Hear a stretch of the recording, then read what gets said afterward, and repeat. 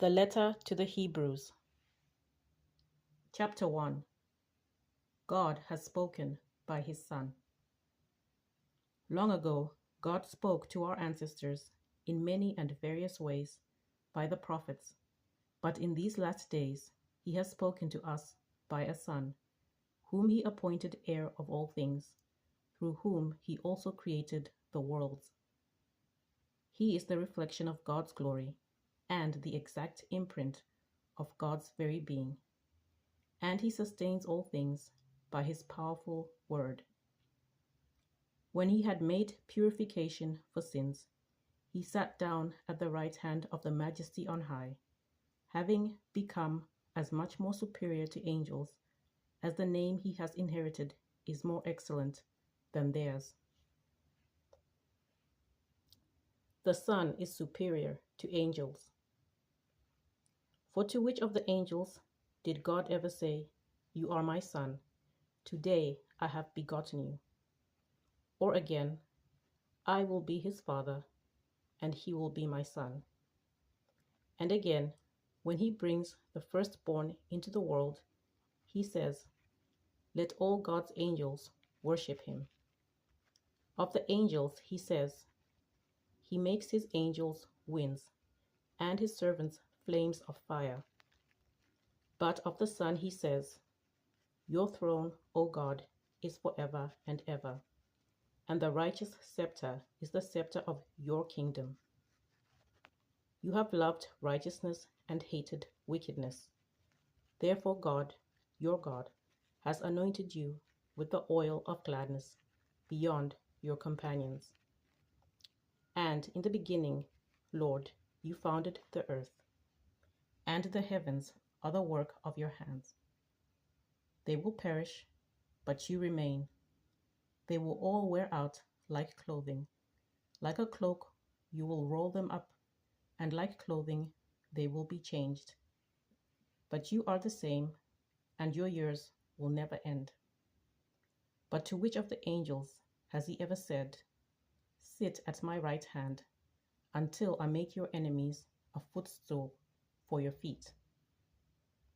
Are not all angels spirits in the divine service, sent to serve for the sake of those who are to inherit salvation? Chapter 2. Warning to pay attention. Therefore, we must pay greater attention to what we have heard, so that we do not drift away from it. For if the message declared through angels was valid, and every transgression or disobedience received a just penalty, how can we escape if we neglect so great a salvation? It was declared at first through the Lord, and it was attested to us by those who heard Him, while God added His testimony by signs and wonders and various miracles, and by gifts of the Holy Spirit, distributed according to His will. Exaltation through abasement. Now God did not subject the coming world about which we are speaking to angels, but someone has testified somewhere. What are human beings that you are mindful of them, or mortals that you care for them? You have made them for a little while lower than the angels. You have crowned them with glory and honor, subjecting all things under their feet. Now, in subjecting all things to them, God left nothing outside their control. As it is, we do not yet see everything in the subjection to them, but we do see Jesus, who for a little while was made lower than the angels, now crowned with glory and honor because of the suffering of death, so that by the grace of God He might taste death for everyone. It was fitting that God, for whom and through whom all things exist, in bringing many children to glory, should make the pioneer of their salvation perfect through sufferings. For the one who sanctifies and those who are sanctified all have one Father. For this reason, Jesus is not ashamed to call them brothers and sisters, saying, I will proclaim your name to my brothers and sisters. In the midst of the congregation, I will praise you. And again, I will put my trust in him.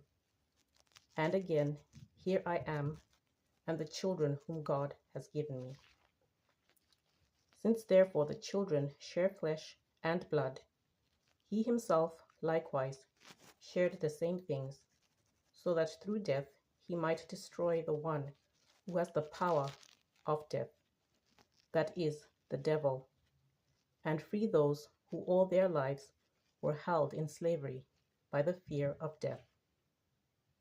For it is clear that he did not come to help angels, but the descendants of Abraham.